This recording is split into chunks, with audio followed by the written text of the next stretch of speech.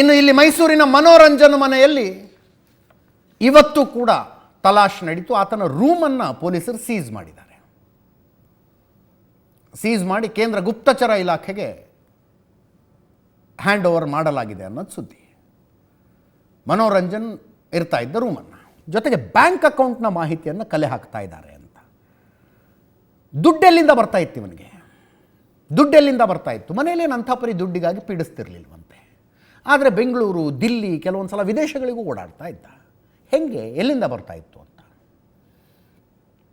ಏನೂ ಕೆಲಸ ಇಲ್ಲ, ಗಳಿಕೆ ಇಲ್ಲ, ಮನೇಲಿ ಅಷ್ಟಾಗಿ ದುಡ್ಡು ಕೇಳ್ತಿರ್ಲಿಲ್ವಂತೆ.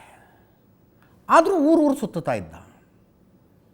ಕೆಲವು ವಿದೇಶದ ಪ್ರಯಾಣಗಳು, ಪ್ರವಾಸಗಳು ಆಗಿದ್ದಾವೆ ಅಂತ. ಖರ್ಚಿಗೆ ದುಡ್ಡು ಎಲ್ಲಿಂದ ಬರ್ತಿತ್ತು ಅನ್ನೋ ದೊಡ್ಡ ಪ್ರಶ್ನೆ ಈಗ.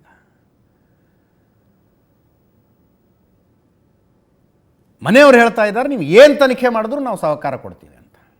ಮಗ ಏನು ಮಾಡ್ತಿದ್ದ ಅಂತ ನಮಗೆ ಗೊತ್ತಿಲ್ಲ. ಇದು ದುರಂತ. ಇದು ಇಂಜಿನಿಯರಿಂಗ್ ಡ್ರಾಪ್ಔಟ್ ಆಗಿ 9 ವರ್ಷ ಆದರೂ ಕೂಡ ನಿನ್ನ ಜೀವನ ಏನು ಅಂತ ತಂದೆ ತಾಯಿ ಕೇಳಲಿಲ್ಲ ಅಂದರೆ ಇದನ್ನು ಅದಕ್ಕಿಂತ ದುರಂತ ಏನಿದೆ? ಮಗ ಏನು ಮಾಡ್ತಿದ್ದ ಅಂತ ಗೊತ್ತೇ ಇಲ್ವಂತೆ ಮನೆಯವರಿಗೆ. ತಂದೆ ಮೊನ್ನೆನೇ ಹೇಳಿಬಿಟ್ರು, ತಗೊಂಡೋಗಿ ನೇಣಿಗೆ ಹಾಕಿದ್ರು ನಮ್ಮದು ಅಬ್ಜೆಕ್ಷನ್ ಇಲ್ಲ, ಅದು ಇಂಥ ಕೆಲಸ ಮಾಡಬಾರ್ದಾಗಿತ್ತು ಮಗ ಅಂತ. ಈಗ ರೂಮನ್ನು ಸೀಸ್ ಮಾಡಿದ್ದಾರೆ, ತನಿಖೆ ನಡೀತಾ ಇದೆ.